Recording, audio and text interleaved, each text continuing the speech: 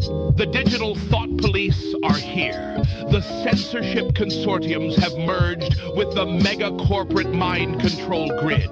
Behind every screen, behind every feed, the soul of the internet is being dissected, repackaged, and weaponized by the crypto-fascist technocrats of the global surveillance machine.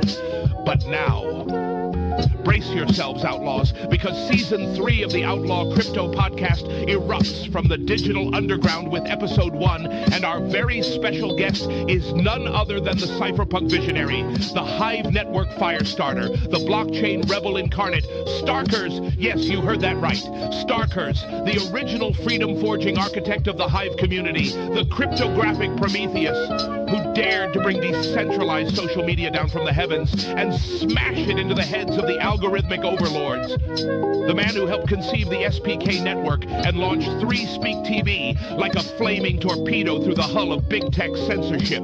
While the digital gulag expands, where the truth is throttled and the thought crime detection bots scan every sentence you type, Starkerz has decided to adopt a platform where free speech can still breathe, unchained, unfiltered, untamed. Hive is not a blockchain. It is a cybernetic jungle, a rebel fortress of community-powered defiance, an ecosystem where the voice of the people is minted in code and distributed like ammunition across the open internet.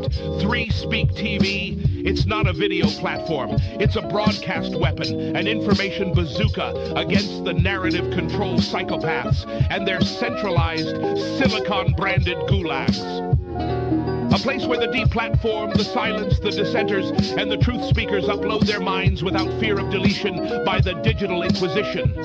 And the SPK network, a decentralized hydra born in a data lab surrounded by fire and code, engineered to survive even the total collapse of Web 2 reality. It's a blueprint for unstoppable monetization, where value flows peer-to-peer, resistance is built into the protocol, and surveillance dies screaming in the void. Hive, 3Speak, SPK. These aren't products, they are cybernetic insurrections against the synthetic consensus of the AI-fed technocratic hive mind. And Starkerz is at the helm, holding the line against the creeping singularity of control with nothing but rusted code, righteous fury, and a node running at the edge of the matrix. So strap in, misfits and monetary militants. Episode 1 of Season 3 is not a podcast. It's a data detonation. A truth torpedo launched at the Orwellian eye, hosted by paranoia machinery, and fired straight through the veil of the digital prison. Because once you hear what Starkerz has to say, you'll never scroll, swipe, or like again without questioning who's watching you. The revolution will not be demonetized. The protocol is the protest. Hive is alive, and Starkerz is leading the charge.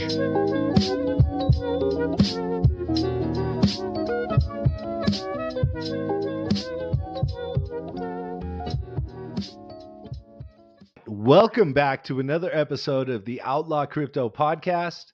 I'm your host, Paranoia Machinery. This is a podcasting 2.0 podcast, which means that you can boost sats on the Fountain app. You can stream sats on the Fountain app.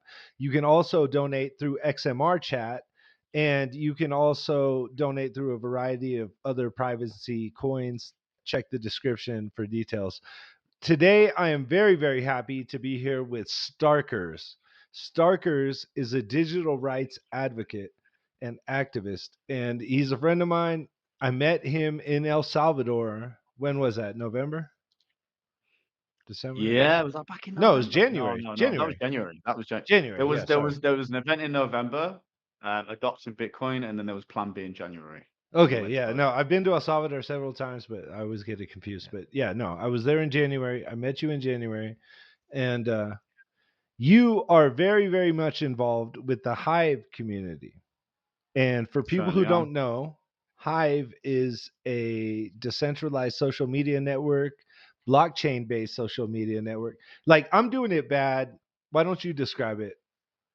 No, you got it, man. I mean, it's really just a text storage database ultimately, and it's super basic on the base layer. And the whole point of that is to keep it really lightweight, really cheap.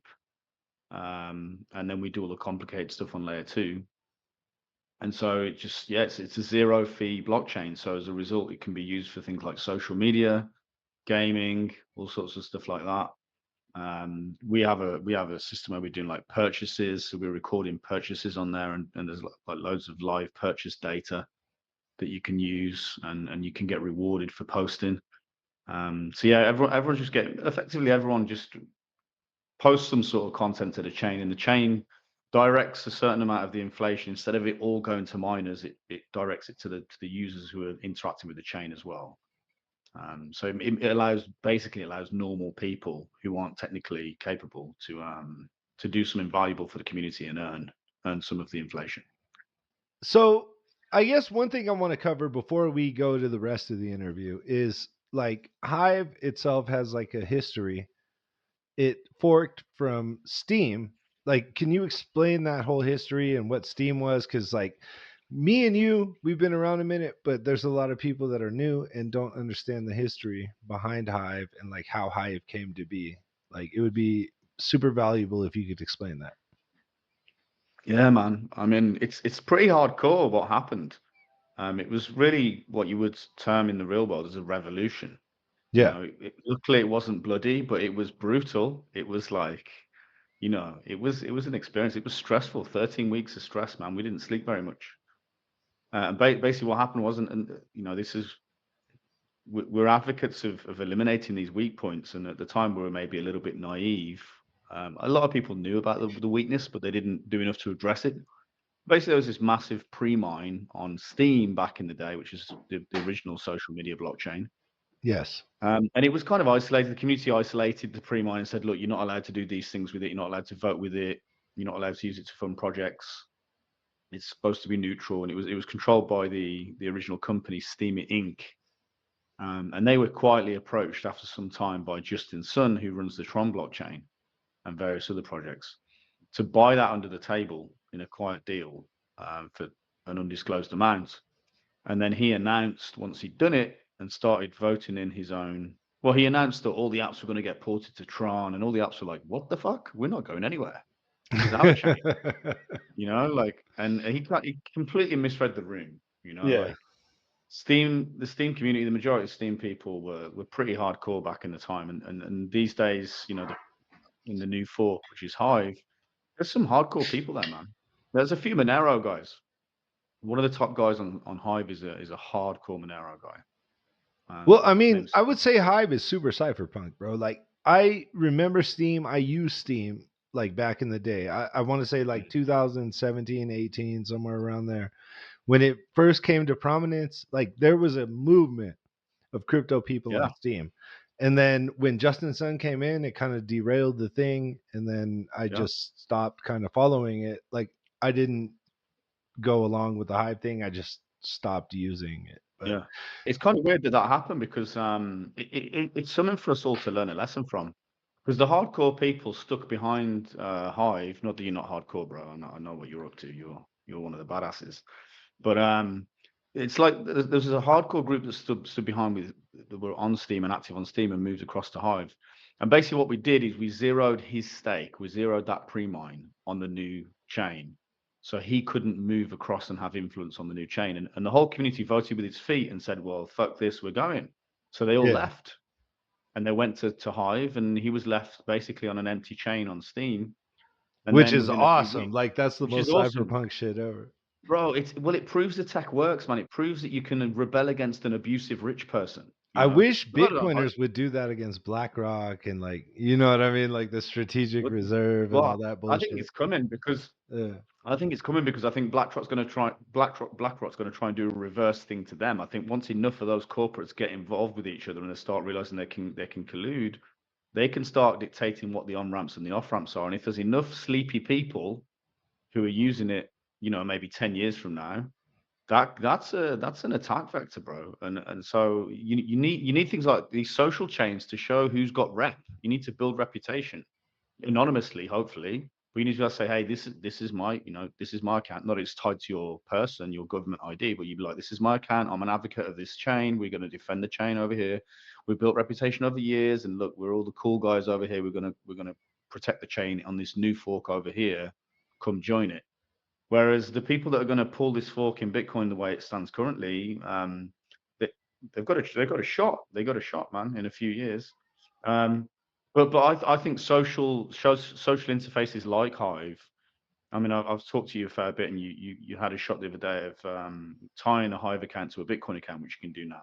Yeah, that was So you can be a amazing. Bitcoiner with a Hive account, and then you can post with that Hive account to the Hive blockchain, and you can build these social sites for Bitcoiners only, right? So then you can start to get Bitcoiners building social um, reputations that and start to become reputed members of the community. Even if they don't have a big amount of stake, you can still have people that are cool and contribute to the community and earn reputation, earn social tokens and social value. And then if a fork does happen, you can see which accounts are talking about which fork they want to go and use, and that fork that jives with you may be the one that's maybe not as powerful in terms of having access to on ramps and off ramps, but at least it's the one that's still got the cypherpunk core values, and you can pretty much guarantee that at that point once it's on a blockchain. You use Twitter for that. You use Twitter to fork. I'm not sure that's very smart, because those accounts could get taken over. They could get hacked. They could become corrupted. It's all on Web 2. It's Yeah. not ideal. Well, I guess my response would be, first of all, I want to put this out here. I'm a little bit ashamed of myself that I didn't follow the Hive fork. And I just walked away from the project. I was just like, fuck it, I'm over it. And I just left. Because now I'm a Hive user here as of February 2025. And I just started from nothing when I could have been there for 5 years. You guys just celebrated a 5-year anniversary. And Yeah, we did. I want to say this for my listeners, that Hive, I'm right now going through a bunch of different decentralized social media networks to try to figure out which one I'm gonna stick with. I'm currently using Hive, of course, which I just started using last month. I've been using the Fediverse, I've been using Noster, and I've been using Bastion, right? Mm-hmm. And I would say out of the two that stick out the most to me are the Fediverse and Hive, because there's a rich network effect of users sharing content that is not just some crypto bullshit or some gimmicky bullshit. There's actually people. Today I was learning how to make some fucking deep fried Filipino fucking quail egg bullshit that I saw. You know what I mean? Off of Hive. There are people from all over the world that are using Hive right now Yeah.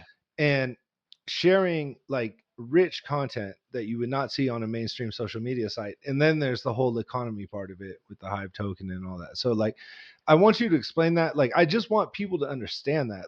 To me, Hive is the slept on social media network that's decentralized and cypherpunk as fuck. Sure.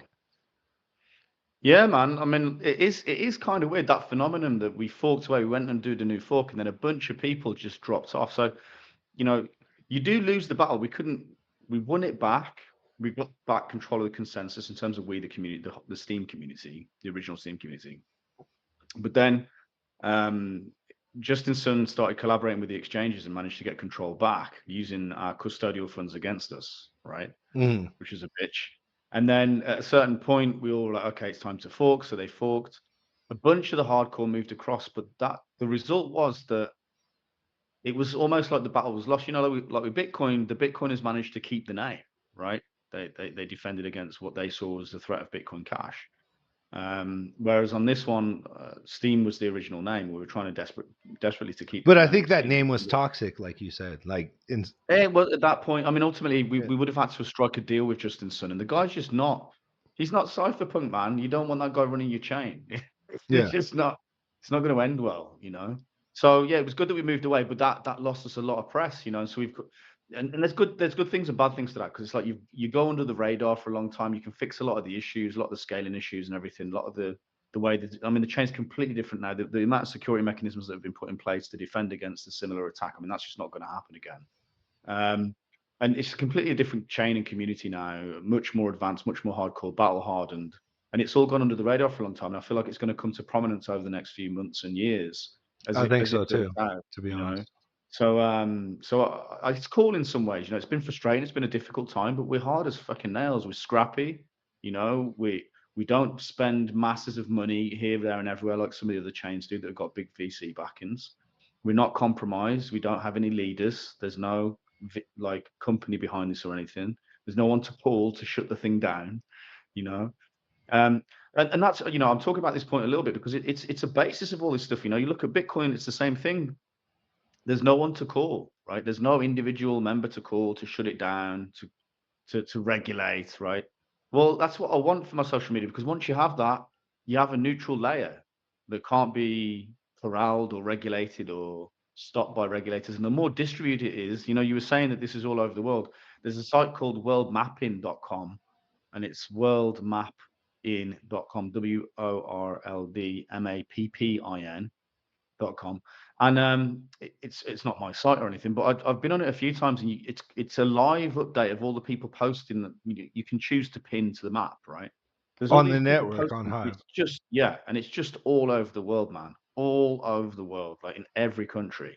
And for a DPoS chain like Hive, that's important, because the more widespread it is, the more secure it is in terms of the token. Yeah. So it's badass, because there's no corporate behind it. There's no pre-mine, no ICO, no company, no CEO, no individual person to call up to regulate and corral into position to shut it down. So as a result, it's neutral. And so therefore, because it's neutral, it provides everyone with digital rights. Everyone has the right to transact. Everyone has the right to post and speak. Everyone has the right to build community. Everyone has the right to build economies for those communities. No one can take those rights away from people now, right? That's done. That chapter in human history is closed at this point. It's not very widely known, but we have a right to free speech at this point. We have a right to build our own identities online that are not attached to our government IDs. This is a big deal. This is a big It deal is for a human. big deal. Like, I'm Yeah, 100% on yeah. board with that shit. Yeah, and that's why I operate on Hive. That's why I want to build on Hive, because a lot of the other chains have got centralizing pre-mines. They are backed by companies. They are backed by CEOs, or that there's a weak point that can be called up to corral into position and to be pressured, right? On Hive, I don't see it. I don't see where you do that from.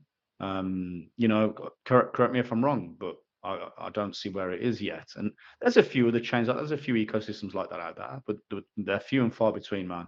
And the whole crypto community's failed from that point of view, right? That people have put tokens in their pockets, lined themselves with tokens on day one for doing no work, and Yeah. said, "Oh, we're going to use this to fund our projects." But that makes them a security risk. It makes you a weak point, you know. So I guess for That's people going that to be are unfamiliar with Hive, like, how was the token distributed? Like, I know like yeah, Steam was a company behind it and they did their thing, and then you guys forked. So like, how did the yeah. Hive tokens originally get distributed in a fair way? Yeah, back in the day when they started doing Steam, it was just run a node and earn the Mm, initial inflation, okay. right? But that was Ninja, what's called Ninja Mind by Steamy Inc., where they accidentally on purpose ran the software earlier than everyone else. I There's a think bit of Monero controversy people can behind appreciate that because Bytecoin was similar, and it. then Okay, similar Monero thing, was yeah. like, There you go. So it happens, and so as a result, there was this massive ninja mine with Steemit Inc., and it became a security weak point, right? But that with the Hive fork, that got forked out, and so they zeroed that balance when Justin Sun bought it. So that's not on Hive. so you guys just Which had like a fair launch from zero, and everybody could well, we just mine. forked everything. We just copied every token across. Everyone's balance got copied across except for that one balance. Oh, okay.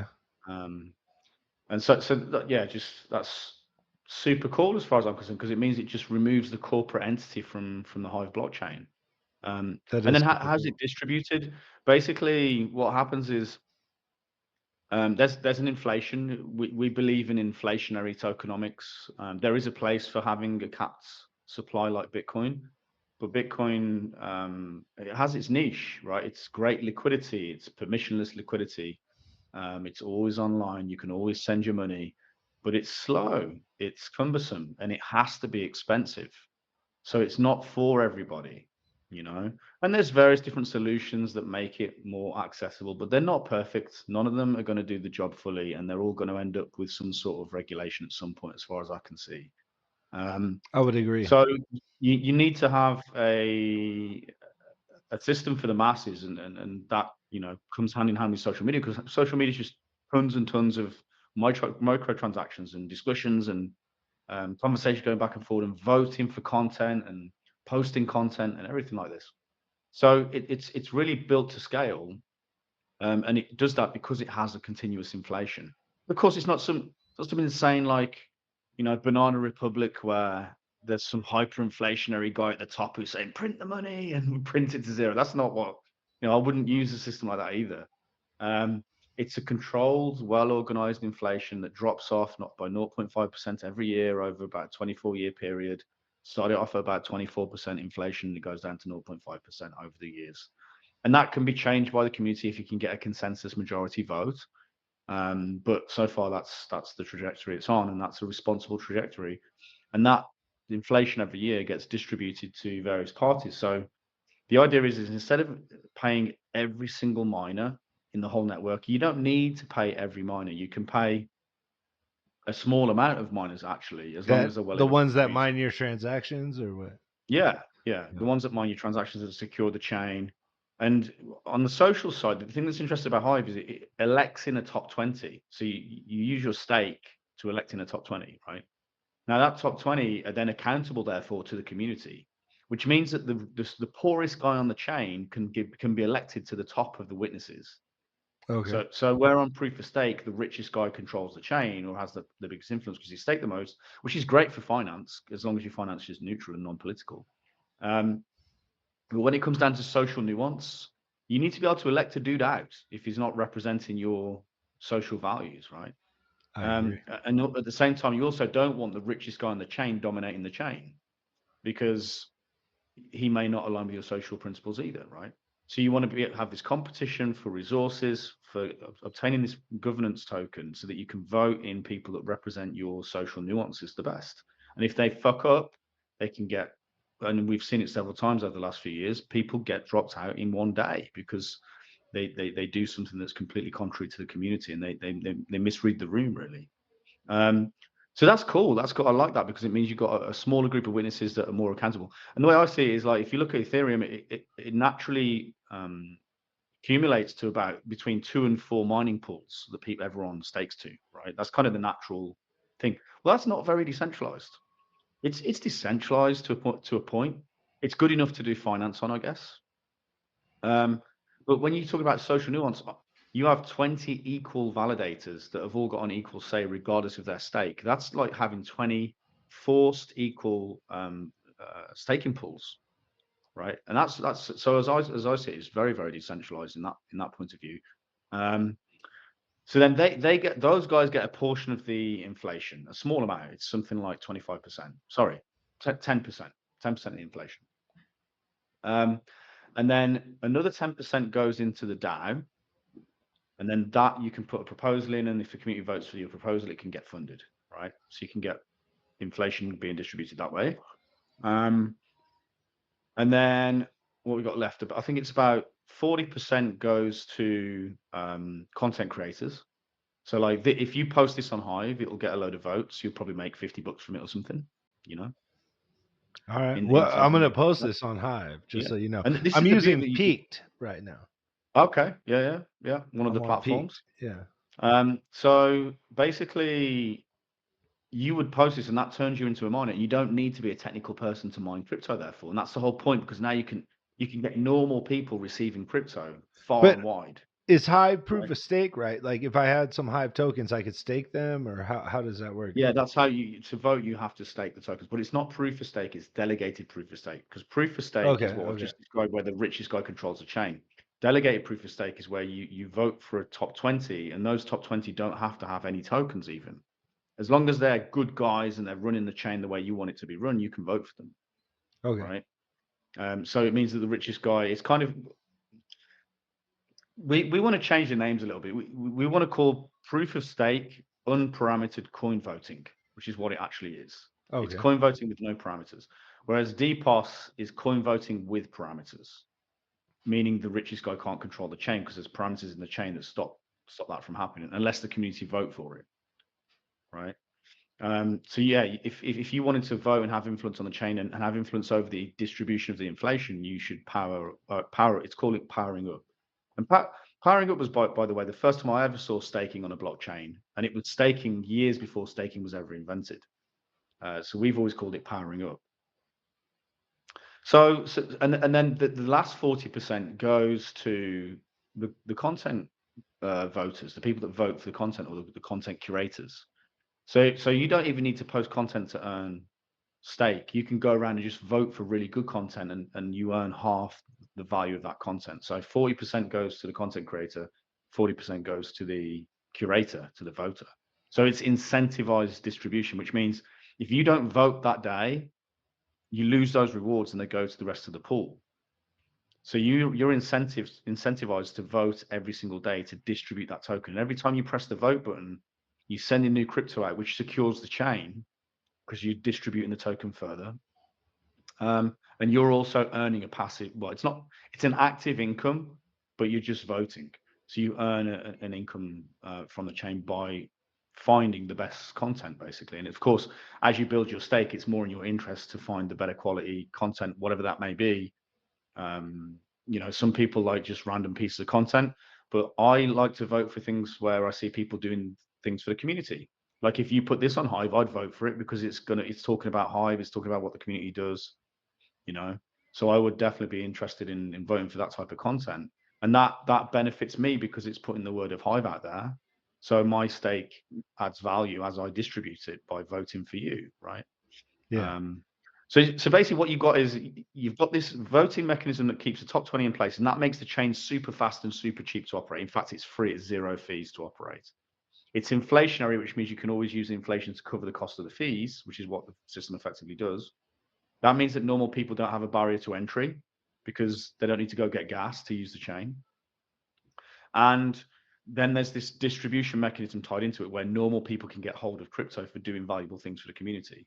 So it's not just technical miners that get the token, right? So this whole distribution model is very different to other projects in crypto, but it's this idea that it's distribution of crypto is incredibly difficult, because how do you get it into people's hands without asking them to take risk on the markets, right?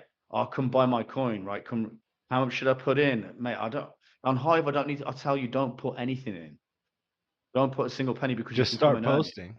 Just start posting, right? That's the only investment you need to make is your time for posting, but you don't need to take any risk.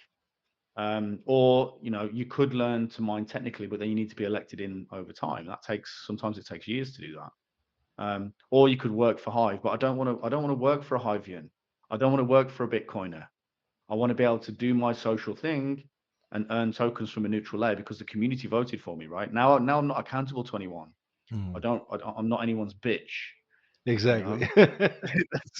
That's yeah. So I don't know if Hive's the answer, but it's certainly a good start in terms of a social, like, network state community consensus system for social. Somebody that walked away from the project when the fork happened and then came back to it after I met you in El Salvador and you convinced me to play around with it again. Like, it's mind blowing the network effect you guys have. You have people from all over the world that are posting. Like, do you have, like, I know it's decentralized, but do you have any information on how many people are using Hive? And then, second of all, like, I guess for Bitcoiners and people in Monero that are familiar with Nostr, like, Nostr is an underlying protocol and there's a bunch of different apps. The Fediverse is the same way. There's like a bunch of different apps on an underlying protocol, but with Hive, like, there's a bunch of different apps. Like, can you kind of walk Sure. us through the ecosystem and let us know, like, if you have any insight into how many people are actually using the network? Yeah. It depends on where you look at it from as well. Like there's a big gaming community on Hive. Yeah, I So saw one of the that. apps, There's like gaming channels and stuff. yeah. Yeah. There's a whole, like, one of the apps went viral about 3 years ago called Splinterlands, and it Okay. onboarded like 500,000, literally onboarded 500,000 users in like 4 months or something. So it went kind of viral. And again, they account for like 500,000 transactions a day, and they don't pay any fees. This is a game that can outcompete every other game because they know they don't have to pay fees. And they're just spending money within the game, or how does the Yep. economy work in the game with the token? That particular game is a card game, so you buy card packs, Okay. and then you get some cards. You can then go battle with those cards, and you put money into the game, and you earn from tournaments and things like that. Okay. So yes, that side of it's big. It's much bigger than probably the rest of Hive, even combined, I'd say. The gaming Wow. side. So I don't know how many active users there are there, but I know they had like 500,000 signups over the last, say, 3 years or so. Now, I'd say there's probably like, I'm pulling numbers out of my arse here on this because I'm not much of a gamer, but I'd say there's still between 20 and 50,000 active users there Okay. using the game. It's got a lot of traffic every day, and it processes transactions like crazy. On the social side, I'd say there's probably between like 10 and 25,000 active users Okay. that use Hive regularly. But there's something like 2.2 million Hive accounts being created. Of course, a lot of those will be, tied to the same set of individuals. So I don't know exactly how many individuals there are. But yeah, let's say it's something like, on average, 30,000 to 60,000 accounts active, of people just kind of touring around. So it's on par with Noster, or maybe even superseding Noster at this point in time. Maybe, yeah. I don't know. The difference between Hive and a system like Noster, the Noster guys have got a lot of time for them because it's the same idea, right? They're It's just trying a to different build. way to go about it. Yeah, well, it's a very similar way of going about it as well. It's really, what are we all doing here? We're building an open protocol where you can post text, right? Where anyone's allowed to post text, and then any app can go grab that text data and present it as a front end presentation, so they can build their own app and effectively pre-populate it with all of the data from Nostr or from Hive or the Fediverse or whatever, right? So you can go grab content and pull it to your front end because it's on the distributed layer. Now, the Fediverse is neutral to an extent. Nostr is neutral to an extent because there's no pre-mine, no ICO, no CEO behind it. It's all permissionless, and anyone can use it, right? As long as you're not blocked, anyone can use it, right? So the difference between that and Hive is that Hive has its own economy. Nostra won't. They don't want to have an economy. They have a Right? Lightning economy, I would They argue. have Lightning, but that doesn't. That's not. It doesn't. That's an economy they've bolted on top. It doesn't power the ecosystem. You just can distribute Lightning. I would to people agree like that that's a key differentiator. That the But Hive it's economy the key. like powers Yeah. the ecosystem, whereas Yeah. Noster is bolted on top. That's a very, very And astute and, there- and there's observation. a key reason for that, by the way. Like it's not just, oh, we just decided to have an economy. No, no. In our view, and maybe it's a little bit too hardcore, but in our view, it's like you've got to have your infrastructure has to be paid from a neutral protocol, right? Like if you're running a high scale node on some of these other networks, you need financing, right? And then they'll say, oh, it's a business model. Yeah, well, JP Morgan can outcompete you on that business model, right? Because they can run their shit cheaper than you for longer than you can, right? And that's where we're going. Like if we keep it up, that's where we're going to go. JP Morgan will put a bunch of users on their infrastructure, and their users won't know any different, and they'll use it, and then they want to get their coins off, they'll have to KYC, right? So what we want to see, we don't get me wrong, we like Nostr. We think it's part of the solution. We think Fediverse is part of the solution too. But I think Hive is also part of the solution where its infrastructure is all paid for by the economy, by the inflation of the token. And that token is sustainable because you have to stake a little bit of the token to transact in the ecosystem. So if you want to have free transactions, you've got to have like between $3 and $5 staked of Hive if you're an individual user. If you're an app and you've got thousands of users, you have to have thousands of Hive staked. And those apps will never sell their Hive because if they do, their apps stop working. So there's like, as the network effect takes hold, there's an underlying sustainable demand for the token to compete for resources in the ecosystem to get you free transactions. So that some of that money is then used to pay the infrastructure operators, i.e. the witnesses, the nodes. Some of it goes off to pay the API nodes, the full nodes. And they get that by the inflation in terms of creating content and all sorts of other things.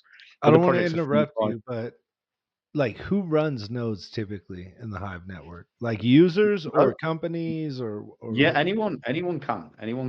Yeah, okay. I when I say our team runs a full node. There's probably, I think there's like 15 full nodes or so. Okay. And then there's something like 300 witness nodes that are operating Okay. around the world.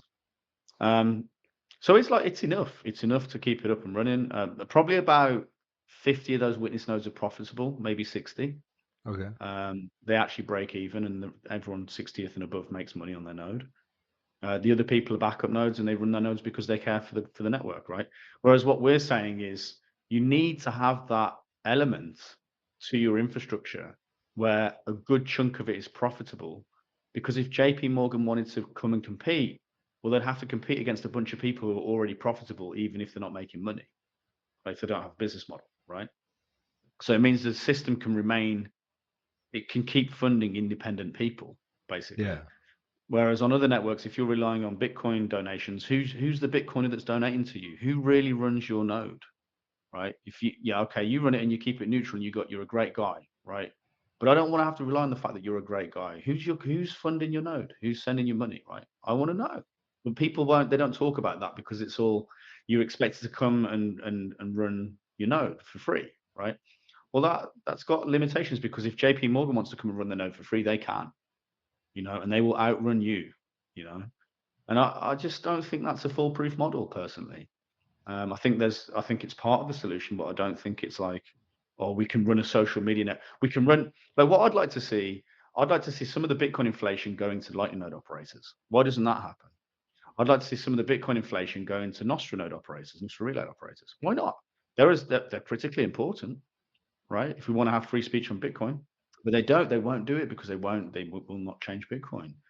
So I'd love to see Nostra with its own economy, and maybe that'll happen someday. Maybe there's going to be a way to tie. I think there will be a way to tie Nostra accounts to Hive accounts, and then start voting for Nostra accounts. And people who are running Nostra infrastructure, if people like the infrastructure they run, they can vote for them and distribute some of the neutral inflation from Hive to Nostra node operators. Maybe I don't know. We'll see. We'll see what that ends up looking like. But that type of thing needs to start happening. Figuring out ways to get neutral money that has got no strings attached going to these nodes that are doing valuable node operation work, and that will keep them online. In the same way that it's critically important to pay Bitcoin mining operators, right, for the security of the network. Why isn't it critically important to pay Lightning node operators for the fast transactions? So Hive, that's where Hive differentiates really. It's got its own economy. It's all on layer one. It's got a stable coin on layer one that's not backed by any banking assets, so no one can seize it, no one can block it. Again, it's got zero fees, and no KYC, permissionless, and you can send it anywhere. And then of course you can also incentivize the infrastructure operators from the inflation. So that keeps the whole thing independent and above water, basically. You know. So why do you think more people don't know about Hive? It's an interesting question. I think mostly it's because crypto is so tribal, man. It's become tribalistic. Like It really has. I agree I with think you on that. 99% of crypto is a dude that realized he can release a token and give himself a massive pre-mine and make himself rich overnight. And everyone else is just following along with that, and they won't talk about that. They won't talk about the fact that that compromises decentralization left, right, and center. It's okay, ignore it. It's fine. It's going to be fine. We'll decentralize eventually, they say. We'll decentralize over time. Yeah. And it's like that. Everyone's making money doing that, so no one's going to question it. Whereas on Hive, it's the complete opposite. There's no venture capital there. Maybe there is a little bit now that's coming over time, but at least it bought its tokens fair and square. It didn't just get granted them in a pre-mine. And that's a big deal. Like pre-mines misalign the incentives of communities. Um, if I was given a big pre-mine, I didn't do any work, and then I'm going to look to lie to normal people to cash out later and use them as exit liquidity, right? There's an inherent incentive there for that to happen. Whereas if there's no pre-mine, everyone that came in had to either buy their tokens off the open market or earn them or mine them into existence, right? Yes. And well, that's cool because now I had to come and add value first, and then I get to exit later, right? That's a more of a everyone's incentives are aligned at that point, And but the problem then is, and this is where crypto's it's a weird old place, because so many of the big projects have got huge pre-mines, and big VC investors hold those tokens in pro-regulation jurisdictions, and they make the prices high, they keep the market caps high, and they drip the tokens out over time. And I think that's what's really happening in crypto, and that's why so many of these market caps of these tokens are so high. Whereas when you don't have that in an ecosystem like Hive that never solicited any VC, that type of stuff doesn't happen, because they're not trying to exit. It's a Yeah. fair statement to say that like the most valuable projects in crypto do not have fair valuations, and then there's they've got big market projects caps. that are complete jokes, like meme coins Yeah. and stuff that have ridiculous Yeah. What is that multi-billion-dollar market. Well, I mean, Yeah. it's the insatiable greed that we've seen corrupt Yes. the idealistic like goal of crypto to like decentralize finance and like put everybody on like an even playing field, right? Yeah. Like instead we've seen like insatiable greed Yeah. take over the industry, and That's like it. meme coins are basically like gambling crack. Like they're Yeah. that greed like concentrated to the most purest form. Yeah, that's it exactly. And I think, a lot of decentralization. And one of the reasons I know this is not because I'm like the smartest guy in the room or something. It's because I know this through hard fought experience when we had the takeover from Steam to Hive, right? You look back, you're like, well, how did we survive that? What are the things that were in place? Why did we survive that? And nearly every single time, it's because you take the Hive community at some point along the way, several times in its history, has taken the counterintuitive approach, which is guarantee as much as possible decentralization, and it's nearly always at the cost of profits and making money.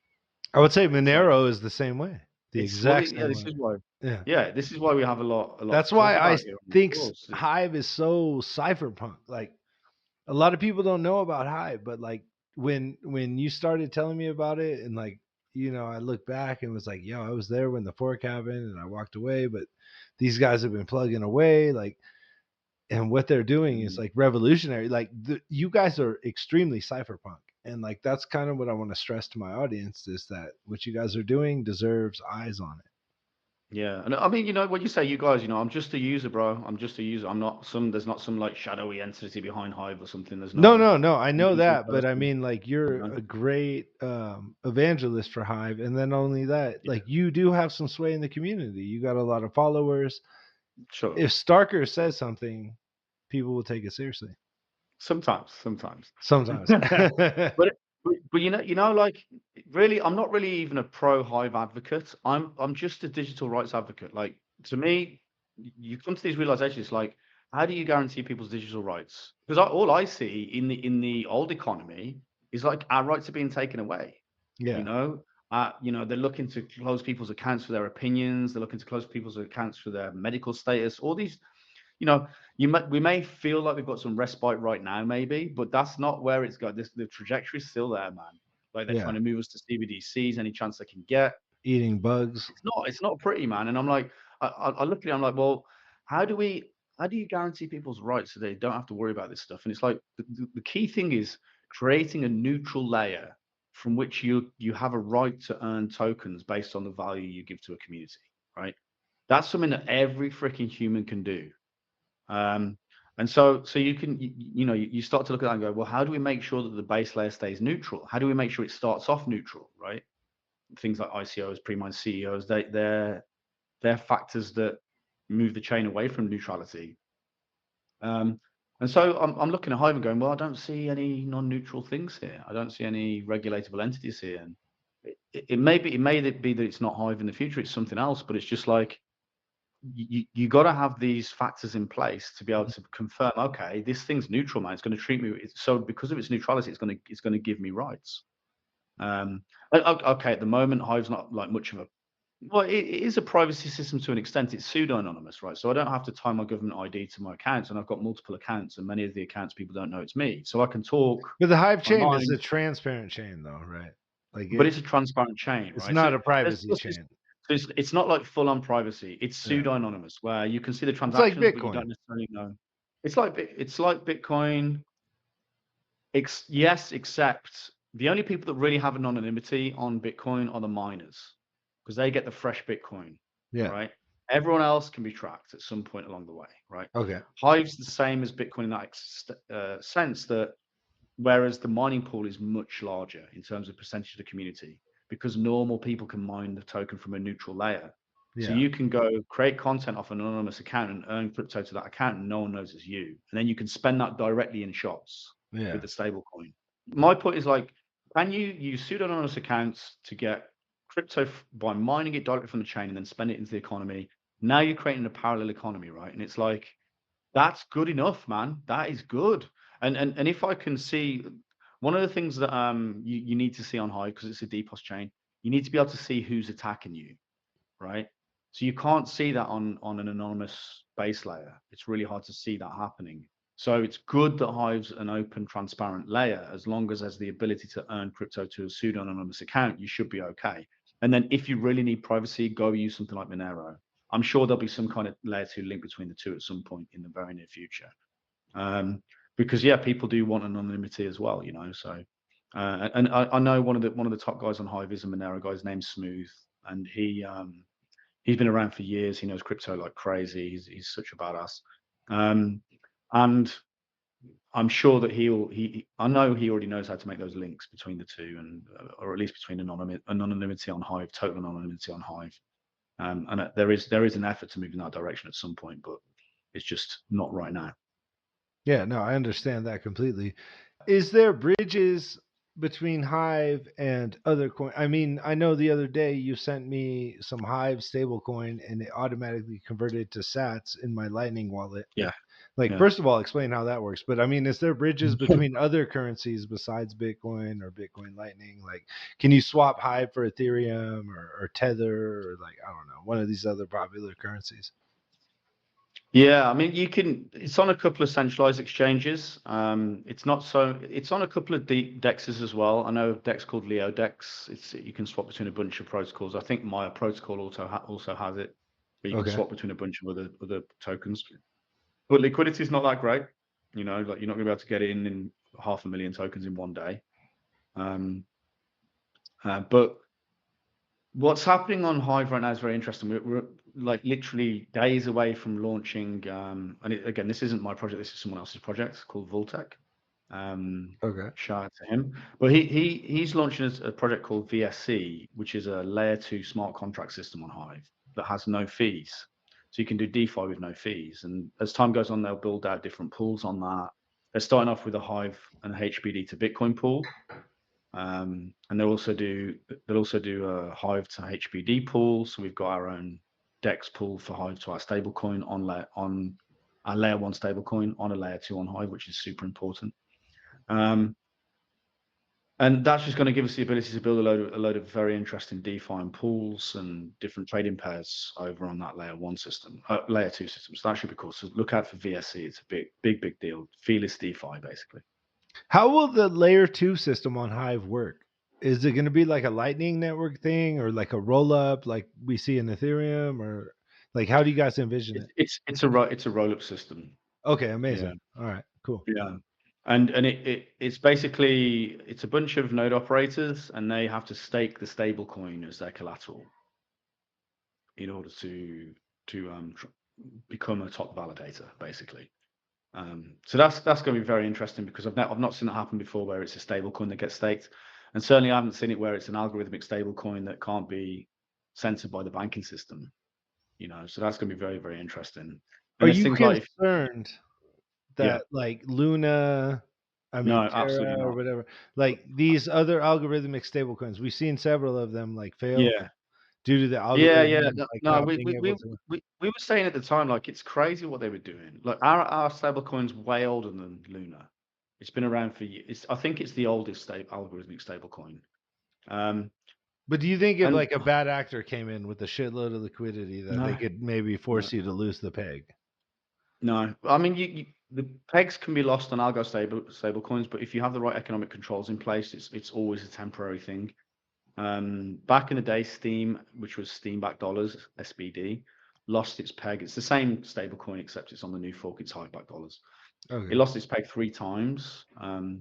But the system's very cleverly designed. So to give you an idea of what happened on Terra Luna, it was a base layer token that collateralized. So algorithmic stablecoins that happen by having a base layer token that's a governance token or whatever it is, and it's used to in theory, it's used to over collateralize the stablecoin. So you say you've got 100 million market cap base layer token. Let's make a $10 million market cap stablecoin that's collateralized by, right? Yeah. But Terra Luna allowed their stablecoin to get way bigger than the base layer token. So it was an under collateralized stablecoin, which is insane. It's insane, right? The idea that you can under collateralize a stablecoin and then even have any credibility left at all, and that people were still buying it. It was so sad because we were screaming from the rooftops and no one was listening. We were like, this is going to collapse. Stop using this coin. It's dangerous. But no one listened. And then the other thing is that as far as I'm aware, there weren't any apps on the base layer token, and the base layer token wasn't tied to resource requirements. So there was no network effect that scaled demand for the token. So the token wasn't even a utility token, and it was under collateralizing a stable coin that had no haircut control rules. Like, it was guaranteed to collapse. So all you needed to do was take a really big short position on the main token, Terra, and then you would effectively accumulate the stablecoin over time and then force convert it back to the main token. Because what that does is it prints new main tokens to cover the unstaking of the stablecoin, basically, and conversion into the main token. So if you have enough stablecoins, you can cause an inflationary effect on the main token, and then that causes hyperinflation at a certain point because everyone starts transferring, and it pushes the token price lower, and you win on your short big time, right? That's what happened on Terra Luna, and they printed it to zero. How does the Hive stablecoin avoid that? Avoid that, right? So so first of all, the whole principle is that the stablecoin is always smaller. The market cap of the stablecoin is always smaller than the market cap of the main token. Okay. And it does. So it's always over collateralized. Like right now, it's 20x. We're in a pretty, an altcoin bear really at the moment for the last 3.5, 4 years. We had a nice pump the last few months, but not really. Yeah. So even at the lows of this bear market or this, these difficult times, the stable coin is still over collateralized by 20x. Okay. So the market cap of Hive is 20x bigger than the market cap of the stable coin, HBD. Wow. Right. So Hive would still have to crash like another 97% or so before this becomes a serious issue, before you get a Terra Luna situation. And even then, there's other controls in place to stop that from happening. So it's called the haircut rule, where the system knows it has to keep HBD market cap at least 3 times smaller than the Hive market cap, right? So that's like a 96% crash or something from here after a massive bear market. And you've got all these apps operating now and all this utility and like 1.5 million transactions a day going on. Yeah, like an internal economy that's self-sustaining and all that. Yeah, it's just very unlikely to get to that point at this point. After 9 years of operating on Hive, 9 years operating Steam and Hive and 5 years of Hive, it's at this point. Yeah, let's talk about the anniversary. You guys when was it? Celebrated the 5 year. It was 4 days ago. It was 4 days ago. Yeah. There was a bunch of people posting media. I'm not much of personally, I'm not much of an anniversary celebrator. I just see it as another day. I'm a Scrooge like that, But yeah, I mean, it's cool to see all these people celebrating on social media that they had the 5-year anniversary of Hive. To me, it snuck up on me a little bit fast, to be honest. I don't know where the time's gone. But I want to just finish this point about the haircut rule because it's really cool. It's been there for years, and I don't understand why the cryptos don't do this. Because we need to have as many algorithmic non-banking asset-backed stablecoins as possible. We really do.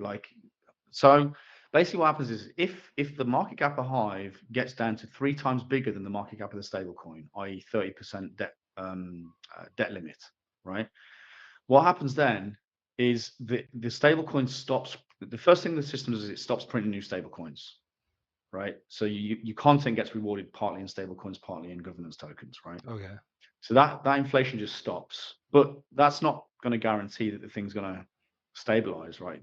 The Hive price could continue to crash. If the Hive price comes down to like 20%, So, well, if the debt ratio comes up to like 50%, like, where the Hive market cap's only 2 times the size of the stable coin, the stable coin's probably going to depeg, right? Mhm. And as far as I'm aware, the internal mechanism in the system devalues the value of the stable coin internally. So then you get this arbitrage opportunity between the exchanges and the internal market. So if the exchanges have depegged and the internal market's keeping the peg, then people are incentivized now to go out and buy the token on the exchange. Haven't we seen this arbitrage element fail in other algorithmic stablecoins though? Like people just panic sell instead of go buy. Well, the only reason it can fail is if you can instantly convert from the stablecoin to the main token, Okay. right? Yeah. So, and also if the main token's if the stable coin is continuously inflating as well. So there's more and more and more stable coin coming on the market, right? So you're like maximizing the opportunity to make more and more stable coin and force the base layer token conversions into the base layer token to make the base layer token expand and Yeah. then therefore devalue it, right? So what you do is you cut the inflation first of the stable coin, and then the other thing is you make it really, really risky to do conversions, to take a short position to do conversions, because what happens on Hive is there's a 3-day delay on conversions on the internal market. So Okay. Terra didn't have this; they had instant conversions, which was insane. So what happens is the guy that took the big short on Terra, he could instantly convert his stable coins to the main token and just inflate it to They zero continue instantly with dumping. no time risk, right? Whereas if you have a 3-day wait and you're the guy with the short position, right, and the whole community sees that you just did an internal conversion of millions of tokens, they're going to go and buy that token and they're going to put your short, they're going to liquidate your short. You can't, if you've got like a massive short position that could make you millions of dollars and you're trying to crash a whole community, if that goes against you and you haven't got control over that for 3 days, Yeah. you could have infinite losses. Fair enough. Like, Yeah. it's risky as fuck. So that we figured that 3 day wait is long enough to deter the attacker because they can't afford to take a 3-day you know, no ability Since to you get guys out. implemented that, has there been an attack? No. It's just not gonna happen. No, no. I'm I just just don't asking, see. like, if in I practice don't in think. the wild, if it's worked. It was always implemented before Yeah. Terra Luna even existed. Like we were sitting there going, why is everyone going crazy about Terra Luna when HBD's over here and it does everything way better than Terra Luna. Always has done, always will do. By the way, that reminds me, we have this thing called Hive Echo. Oh, this is crazy, man. We have this thing called Hive Echo where it's a call to action every week. It gives you a drive with all this Hive content in it, all these shorts, All right. like 10 seconds and 1 minute shorts Okay. of long form content like this, right? What you do is you grab the short, you download it to your machine, you post it on your Twitter or your Reddit or whatever, and then you take a photo of it and put it in the comments of Hive Echo, and we vote it. Okay. So you literally earn money for sharing content, Let's do this. right? So we could take the long form of this. So if you can get the long form of this to my colleague, he'll run it through some AI and cut a bunch of shorts, and then we'll put those in the drive, and then community members can get paid for sharing it. Oh yeah, that's 100% gonna happen. It's sick, eh? Because you can just Yeah. now you turn. This is how you. It's like, how do you turn normal people into crypto miners? It's the easiest way to earn crypto. Download, grab it, put it on your Twitter, take a photo, put it in the comments. Boom, you get voted. You earn $1, $2, $3 of crypto. Yeah. It's beautiful. So all right, back to this economy thing. So basically, that moment with the purchase of all that data, right? That's valuable. So what Yeah. we're going to do is we're going to start making the public part of it so you can reward it on Hive. Right, so you basically get a Hive vote. It comes in the form of instant cash back, but we vote it. And what we're going to do is we're going to say, if you just take like a general photo of the shop and maybe a little photo of what you purchased, you'll get like 10% discount instantly. But if you want more money, take like more detailed photos of the products with a little description of what you bought, like what the product was, how much it costs, how much did you buy, and then we'll store that data privately. That's like the really hardcore purchase data that you don't really want public. We're going to figure out a way to encrypt it on the Hive blockchain, but for now we're going to store it privately, and then we'll sell that data on behalf of the user, and any money that we make, we'll send it back to the user. So now you're literally going to have people monetizing their live purchase data, and the advertisers want to pay for that because they want to be able to advertise. So like if I'm Yes, selling my data like that they want to buy, like there's it's not no tied ID. back to like actually No, me. it's Yeah, not yeah, tied. It's tied. The only thing it's tied back to is your Hive account, but you can use it from any Hive account, yeah. right? So it's over because all you have to do is like put, I want this extra data to be used to sell, and then like let's say that because we're providing the service, we take 10% and you get the other 90%. Yeah. You know, so now you're cutting the corporation out the whole thing. Google's out, and it's going directly from the advertiser to the user for their spend data. That's insane, man. That's That's the so best shit valuable. ever because like they use our data against us, they harvest it, Yeah, they they use it market a anyway. bunch of They bullshit see it to as us. their bro. They Yeah. see it as their right. You Yeah. use my platform; it's my data. That's how It's they like see it. my It's like now, data, an extension of myself, my yeah, personality, my physical body. Like, you know what I yeah, mean? Like, whatever I'm doing. yeah, Like, if I'm buying fucking Gatorade because I go to the gym or whatever, like, that yeah. is an extension of myself. Like, you shouldn't have that data to use against me. And, That's like, it. it's not only that, it's like when we talk about like political things, like Yeah, they could yeah, deplatform you for an unpopular opinion or yeah. the wrong political opinion or whatever it may be. So, like, And by the way, so on Hive, like your account is on the base layer, so no one can delete it. Your followers lists are on the base layer, so no one can delete them. None of the platforms can delete that shit. Your community is on the base layer, right? So the platforms pull that data to their front end from the base layer database, the distributed database, but they can't delete that data. They could not present it maybe, but they can't delete your followers. Like Facebook can just delete your whole community overnight if they want to, right? So now you're basically Facebook's bitch, right? yeah. But on blockchain technology like this, that data exists on an immutable text storage database layer on the base layer where it can't be deleted, the account can't be deleted. The platforms that present your data to their front ends, if they get popular, they still can't censor you. They can't delete your account. Yeah. You know, bro, That's it's why I so love this powerful, shit. Like, to be so honest. powerful when people realize. And then now we're taking this to the next level of like spending data, and not just spending data. This is the first rewarding of an action.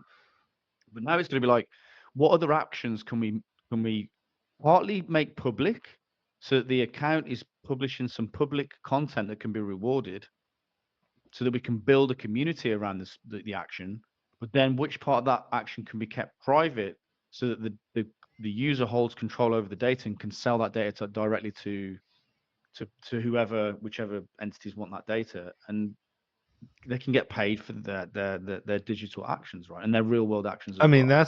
that's the best case scenario, right? Bro, it turns everyone into a crypto miner. Well, And not the only point is, that, like they're using your data and yeah, stealing it from you and using it against yeah, you, charging you and marketing shit to you. Like, if you can get paid off your data, that's it. You're at least getting a fair cut in this world then. And, yeah. and so now, you talk about universal basic income, right? And I'm like, that scares the shit out of me. Why? And it's something inherently in us, and I don't think many people can put their finger on it because they exist in this centralized world for so long. But what it is really is, it's one dude that's going to give me my universal basic income. I don't like it because it means that dude now owns my life, right? In the Constitution, I believe it says everyone has a right to earn independently from the government, Yeah, right? self-sufficiency. That's what I'm It saying. has to Like, be I've self-sufficient. never That's how taken you a have a handout free. because I want to be self-sufficient, right?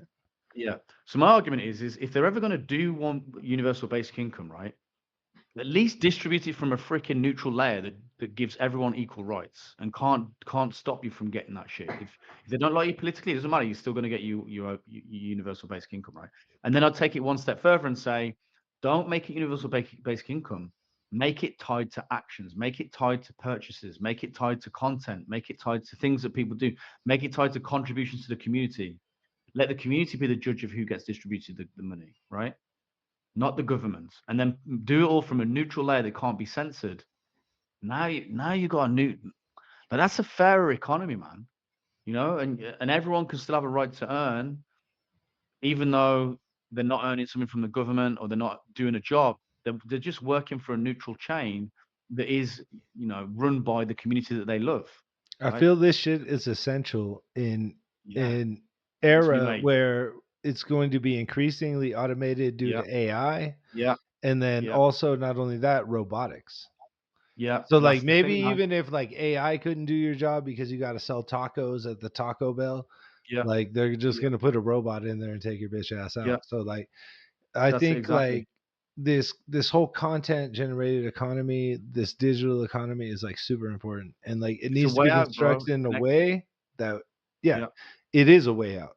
It needs yeah, because they're gonna give us one yeah. that is gonna And it's enslave not going us, to be for right? freedom. It's not Yeah. going to be for freedom. We need to You have know that's one what's that happening. yeah. You know that's where it's going. You know, like this is like to me, this is why this stuff's so important, man. Yeah. We're in a race against the clock, but the tools are forming fast now, man. Like we are close. We are close to having all the tools, and not just on Hive, but on multiple different currencies. And when they start operating interchangeably as well, it's going to I be would so argue we powerful. have the tools. It's just how do we get the mind share for most Well, people to get them I to think use the things like tools because the tools exist, bro. yeah, It's just I like, I, I somebody think would when rather use their bank or rather use yeah Facebook than yeah, but here's the Hive thing. or Like crypto. this is You my know what I point. This is mean? my point. Like when you go to people, like, you should use Bitcoin because it's moral, like this. Like you got to teach people. Like you should not ever assume that anyone's got the time to learn the same shit that you had time to learn, right? Exactly. And then even then, you shouldn't expect them to have the same moral agreements just because you're like a good person. That's bullshit. That's the Bitcoin maximalist mentality, right?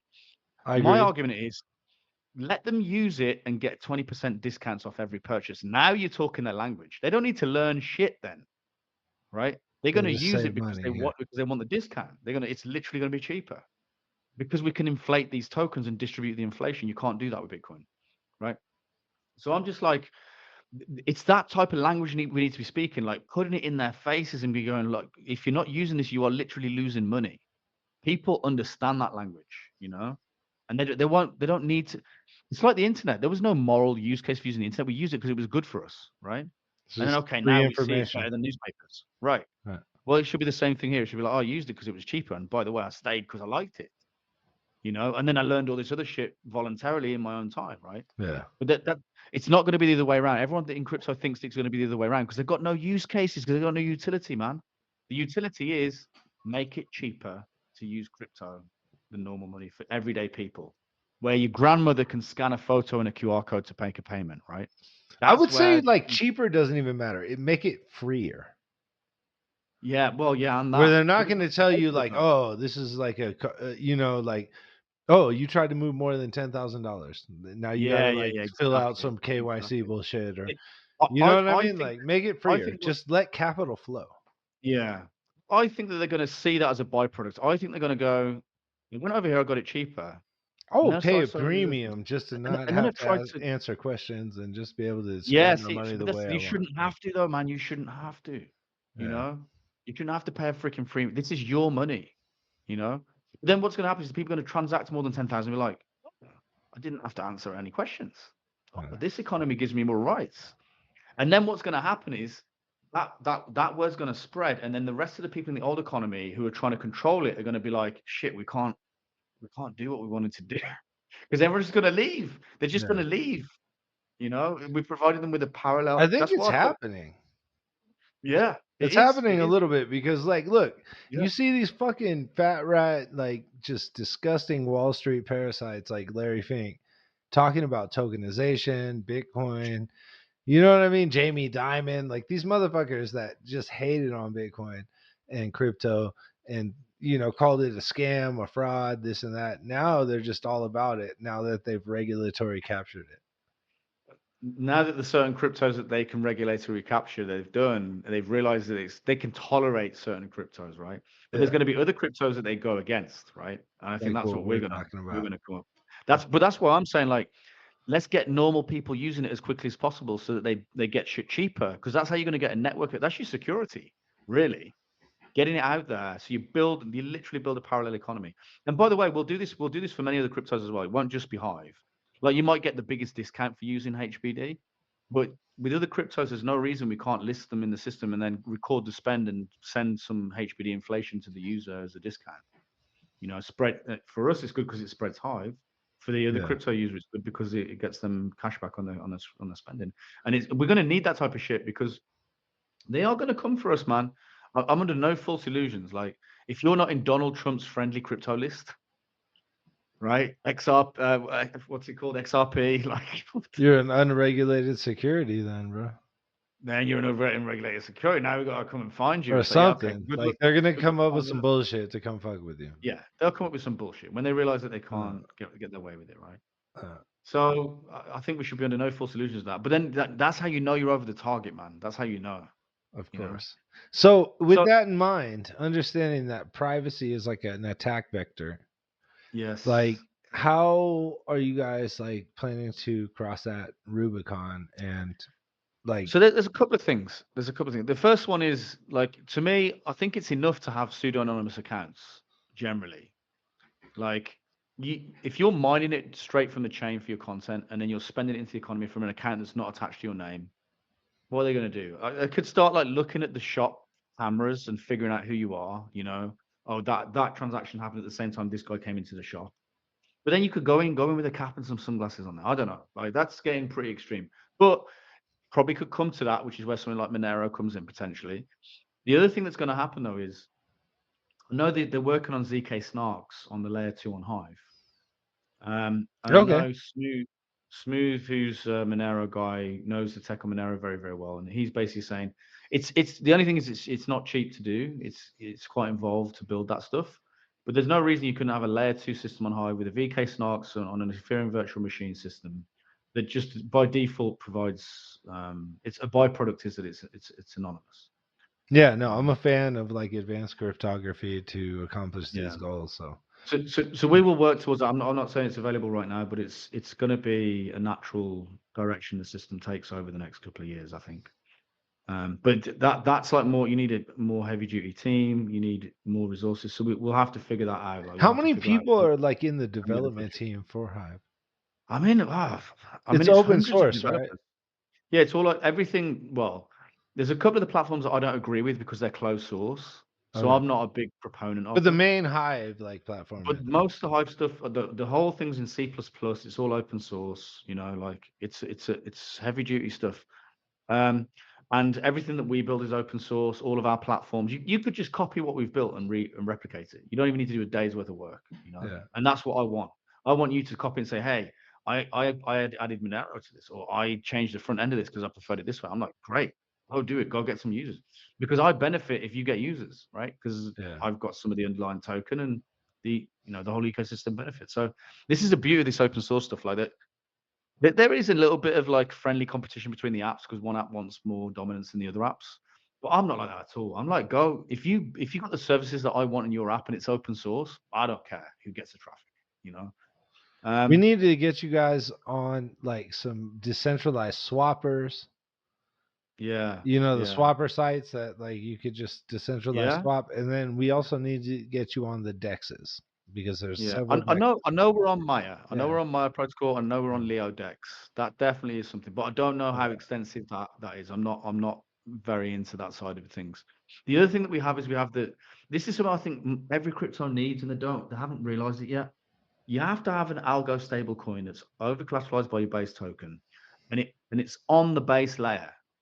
So now we have an internal DEX, right? We don't Yeah. need an exchange anymore. We don't even need a Yeah. single DEX Yeah. because we can just exchange internally on our own layer one stable coin, Yeah. right? I'm not saying that we shouldn't have DEXs and we should. I'm not saying that. I'm very No, pro no, that. I'm just saying like intercoin economy, not just within your Yeah, own yeah, yeah, ecosystem, like yeah. between But when dollars it and comes down yeah. to like the the ultimate end of the line protection. Like Yeah. if every crypto had its own little stable coin, it could always go back and forth between dollar value inside its own internal ecosystem without even having a DEX or a SEX. Like I don't understand why people haven't figured that out because that's a superpower, man. That's a It freaking is a superpower. So you can superpower. store stable value and then you can flip back into your main token internally without having to be listed on anything. That's how I'm good. I'm good, bro. Like we don't need to worry about being delisted as far as I'm concerned because we've got that stable side. But yeah, we do need more listings on Dexes for sure. The more liquidity, the better. You know how it is. Yeah. And then the last thing to talk about is this one Bitcoin club, right? So how do you get Yes. paid out in line?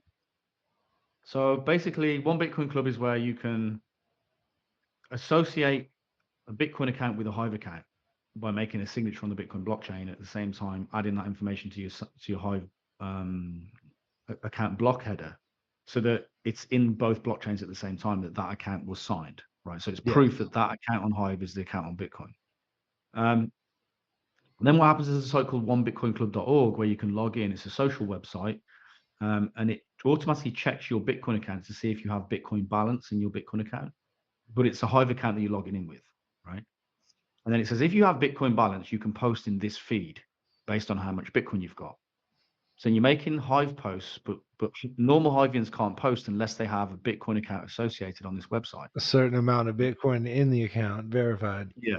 Yeah. So it's like a Bitcoin social account, basically. Yeah. It allows you to post and earn crypto. So then if you get voted, if other members of the community with stake vote for your content, you mine Hive Power, which is a staked governance token, and you mine HBD, which is stablecoin, which is liquid. And what we do is, if we vote for you, we have a system built where we send some of our HBD to a Lightning node operator that then sends you Lightning straight out to your Lightning address. You put your Lightning address in the website, right? So then when we vote for you, what you see is you get instant Lightning. Oh, I posted. A few minutes later, I got voted. Boom, I got some Lightning, right? So now I'm mining effectively mining Bitcoin with my content, right? Now what we do is we actually paid you directly, right? So it cost us money.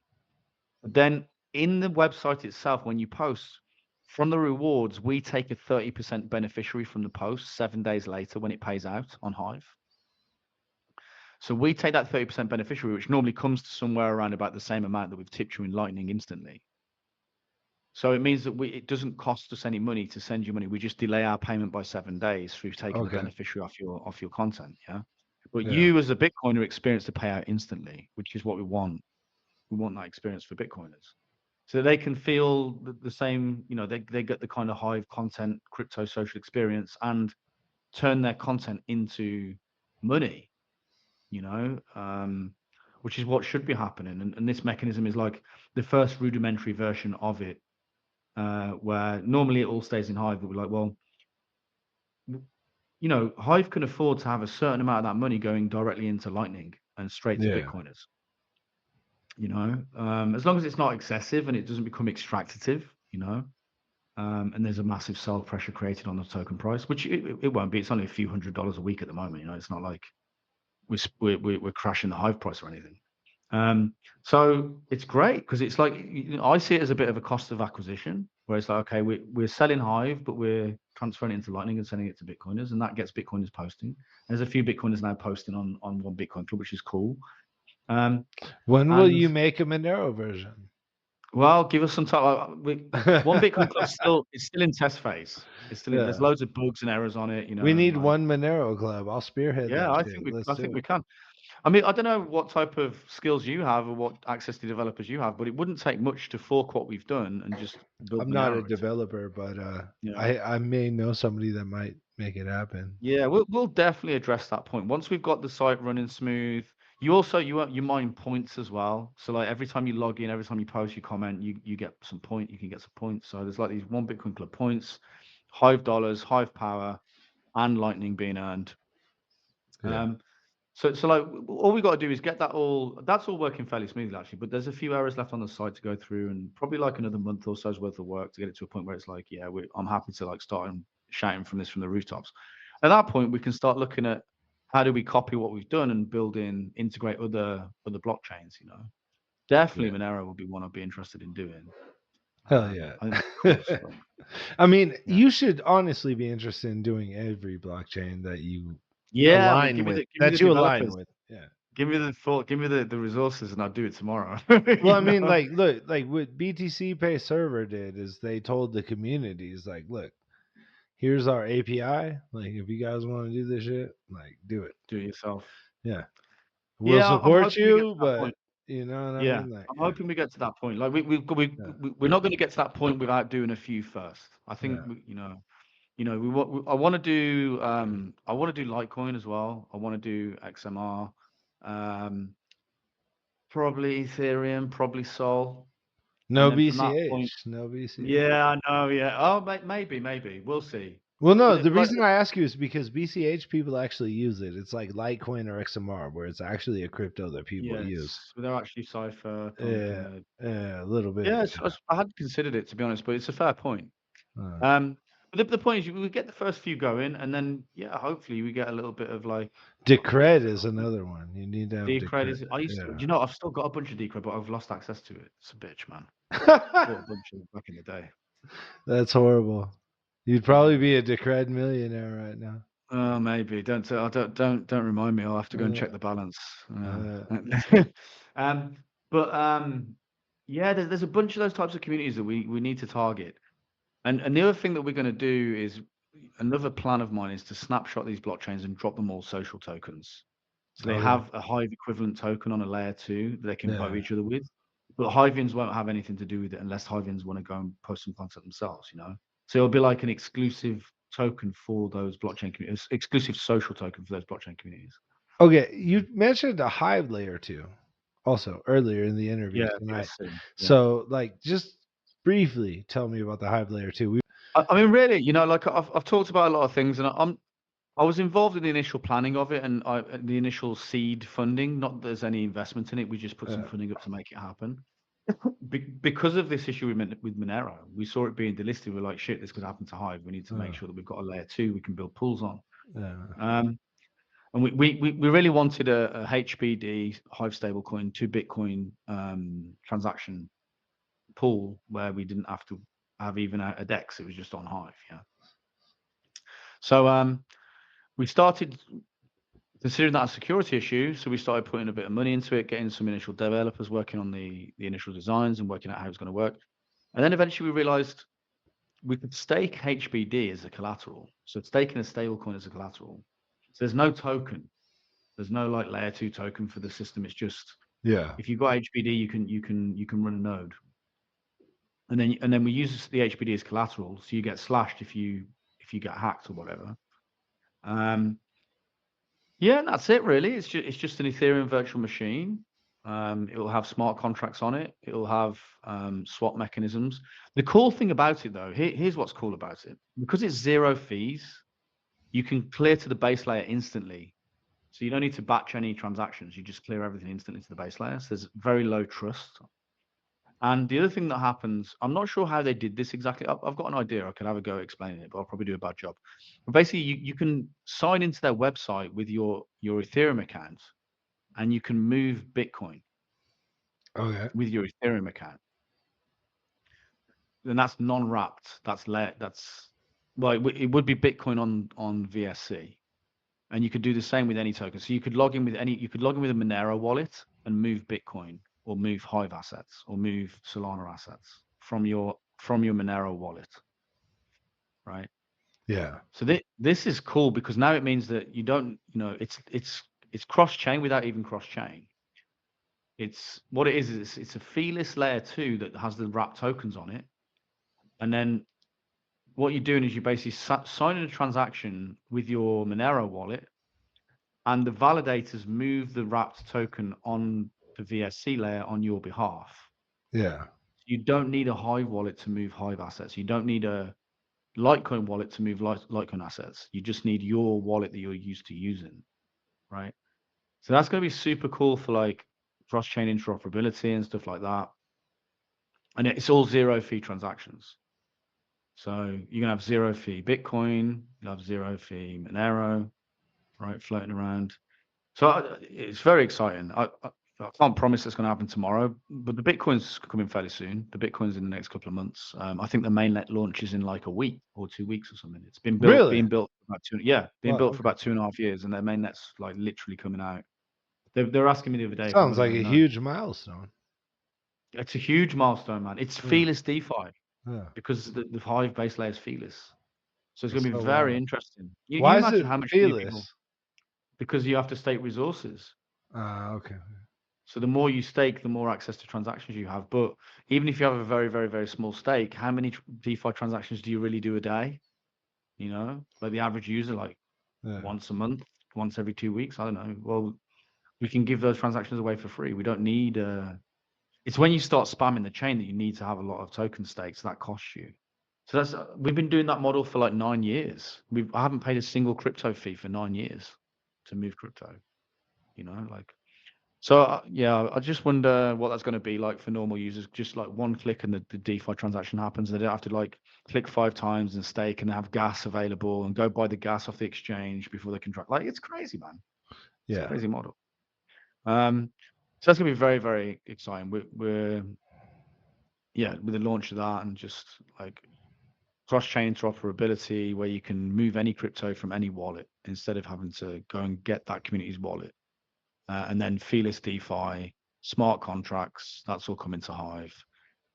So that's going to be super, super interesting, especially with the feeless system. I'd be very interested to see because it's nice when you get keychain going and you start posting content on Hive. It's one of the easiest user experiences in the world. I know you're saying you struggled a little bit, but that's because you haven't known exactly what to do. But once you know you do it all through keychain, it's a beautiful experience, man. You just make a comment, Yeah. sign the signature, it goes on chain, done. 0 fees.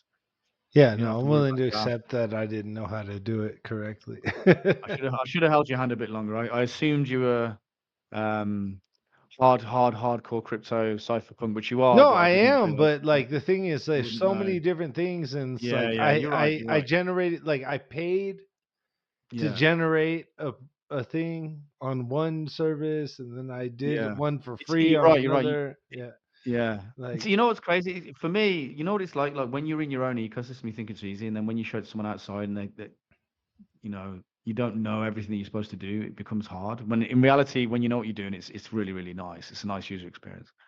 yeah, But yeah, I want to see maybe in the next couple of days we'll go through and make a post. But after the call here, we should definitely do another sign up for One Bitcoin Club so I can show you yeah, how for you can sure, for connect to sure. an existing account. Yeah, Um, so then I mean, there's a load of other things going on Hive. Like I haven't even talked about Speak Network, which is the Arweave equivalent of decentralized storage, but it's just way more lightweight and cheaper, and it's on a different consensus system, which I could go into for like hours on that alone. But that's basically get paid for storing other people's content, and other people will be able to pay other people for storing their content on their behalf. So it allows FreeSpeak to truly decentralize its storage system, which is going to be cool. And yeah, it's like the on-chain storage should be text only, but even then, like if you're going to do an LOL comment on-chain, like what would you do that? Why wouldn't you store it off-chain on an off-chain storage system? Like Speak Network is a way to incentivize IPFS, so you can run an IPFS node and store files there, and if you prove you're storing them there, you get paid by the contract. So it's off-chain, so it allows Hive to scale much more massively because it doesn't have to put everything on-chain now. It can put the things that aren't that important off-chain on the community's nodes, and they can get paid for it. yeah. So that's another thing that we're doing. Man, I mentioned Hive Echo get paid for sharing crypto content. Distray to get paid discounts for using crypto. FreeSpeak is podcasting and video content for the blockchain. We're doing Hive Debit. I don't know if I showed you at Plan B, but we're walking around with these debit cards. We could do like one tap, spend crypto, spend stable coins. I think you bought me a fucking drink with one of those motherfuckers. Yeah, we got the video of that now. I got the video of that. Okay, Yeah. okay. Yeah, Yam was super happy because he's like the developer and it worked. He was like, you could tell he was like elated by the fact it worked. yeah. In the wild. What else are we doing? Oh man, I'm probably forgetting a bunch of projects. I'm gonna piss a bunch of people off now. But yeah, that's just my sphere of what I'm working on. Never mind Yeah. the other things that are going on Hive. And there's hundreds of developers. There's probably like 7 core devs, and then like 15 like backup people around them that are working voluntarily, and then there's probably 50 app builders and other devs, and there's probably like another 100 of like just normal level devs on top of that. There's a good community there, good community of people, and yeah, it's good fun, good culture for sure. It's awesome, man. Well, Starkerz, you've been so generous with your time. Thank you so much for everything. Like, is there anything else you want to say before we close the interview out? No, man, like I appreciate guys like you in the industry. It's nice to talk to guys like you that actually understand. Like you've still got the principles. You've stuck in it. You're not in it for the money necessarily. You're in it for the freedom. You you're on that path, man. The world needs those people, man. So it's good to speak to you, and glad you appreciate all the things that we're trying to do and understand where we're coming from. And hopefully guys like you are going to get messages out that distinguish real cryptos from VC operated bullshit, which we certainly need that. We desperately need that conversation. Indeed, my brother. Indeed. I hope you have a good night. And once this podcast is published, I will share it with you. Nice. Yes, please do. Let's get it on 3Speak as well. Get it some votes. Indeed, bro. Like once it's ready, you show me how and we'll do it. Nice. All right, man. All right, bro. Take Cheers. care.